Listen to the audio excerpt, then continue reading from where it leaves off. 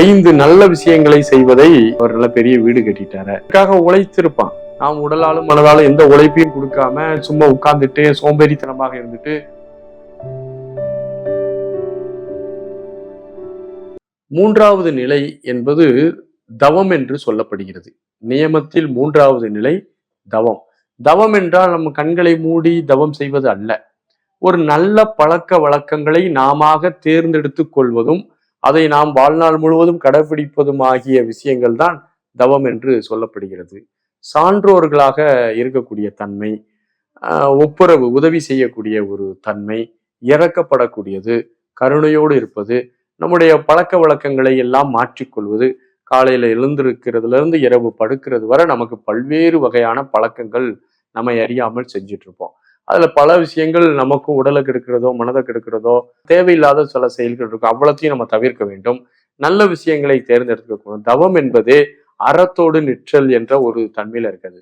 அறம் தவறி வாழாத ஒரு மனப்பான்மை தான் தவம். ஸோ அந்த அறத்தை தவிர்க்காமல் அறத்தோடு வாழக்கூடிய ஒரு பாங்கை நாம் ஏற்படுத்தி கொள்ளக்கூடிய தவம் என்பது நியமத்தினுடைய மூன்றாவது ஒரு முக்கியமான ஒரு நிலையாக கருதப்படுகிறது. நியமத்தின் 4வது படிநிலை என்னவென்றால் அறநூல்களையும் நல் நூல்களையும் சான்றோர்களுடைய அற உரைகளையும் அறிவுரைகளையும் கேட்டல்.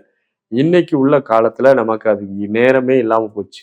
இன்னைக்கு நம்ம யாருடைய அட்வைஸ் கேட்கறது இல்ல, யாருடைய நல்ல நூல்களை படிக்கிறது எல்லாமே நமக்கு சோசியல் மீடியால பாத்தீங்கன்னா ஒரு 5 நிமிஷம் வீடியோ போட்டாலே அதையுமே நம்ம ஸ்கிப் பண்ணிட்டு போறோம். ஏன்?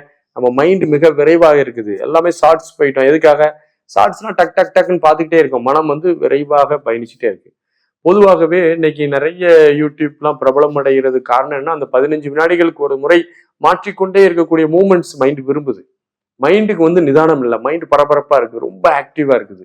இப்படி ரொம்ப ஆக்டிவா ரொம்ப பரபரப்பா இருக்கக்கூடிய மனநிலைக்கு மாற்றம் தேவைப்பட்டே இருக்கு. அதனால 15 வினாடிக்கு ஒரு முறை ஸ்கிப் ஆகிட்டே இருக்க அவன் மைண்டு.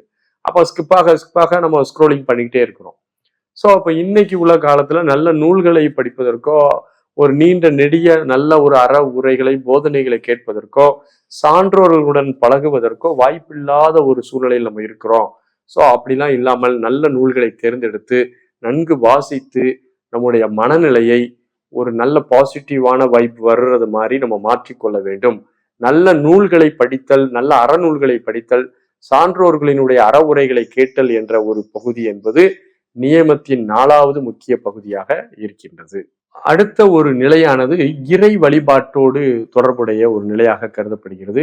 இந்த இடத்துல நம்ம இறை வழிபாடு என்பது நம்ம முதல்ல இறை என்றால் என்ன, மனிதன் என்றால் என்ன, மனிதனுக்கும் இறைவனுக்குமான தொடர்பு என்ன, மனிதன் எந்த மாதிரி இறை உணர்வை அடைவதற்கு வேண்டும், உண்மையிலேயே இறையாற்றல் என்பது எவ்வாறு அமைந்துள்ளது, அதை நாம் எப்படி விளங்கிக் கொள்ள வேண்டும், இறைக்கும் எனக்குமான தொடர்பு என்ன, இறைவன் நான் வேறுபட்டதல்ல என்ற ஒரு செய்தியெல்லாம் ஒரு பகுத்தறிவினுடைய சிந்தனையோடு நாம் இருந்து கொண்டு அந்த இறையை குறித்த ஒரு கற்பிதம் கற்றல் அல்லது அதை குறித்த ஒரு அறிவை பகுத்தறிதல், ஆழ்ந்த தியானத்தில் அமர்ந்து யோசித்தல், மௌனம் இருந்து யோசித்தல், பகுப்பாய்வு செய்தல், அந்த இறை சிந்தனையோடு இருக்கக்கூடிய ஒரு உயரிய நெறியை பின்பற்றுதல் என்பது 5வது நிலையாகும். இந்த 5 நிலைகளை நாம் செய்ய செய்ய செய்ய மனிதனுக்கு ஒழுக்கமானது மேலும் ஒரு படியாக உயர்ந்து நிற்கிறது. எப்படி? இயமத்தில் ஒழுக்கத்திற்குள் திளைத்த மனிதன் நியமத்தில் இன்னும் வலிமையடைகின்றான். இந்த இயமமும் நியமமும் 2 கண்கள் போன்றது. ஒரு யோக வாழ்க்கையை தொடங்கக்கூடிய ஒவ்வொரு மானுடனும் கண்டிப்பாக இந்த இயம நியமத்தை பின்பற்றாமல் ஆன்மீகத்தில் ஏதேனும் ஒன்றை செய்துவிட முடியும் என்ற ஒரு நிலை முற்றிலும் கற்பனையே, முற்றிலும் ஒரு ஆபத்தான நிலையே. ஆகவே ஒவ்வொரு மனிதனும் இந்த இயம நியமத்தை கடைபிடித்து ஆன்மீகத்தில் உயர்ந்த நிலையை அடைவதற்கு உங்கள் அனைவரையும் உள்ளன்போடு வாழ்த்துகிறேன். அனைவருக்கும் வாழ்த்துகள். நன்றி, வணக்கம்.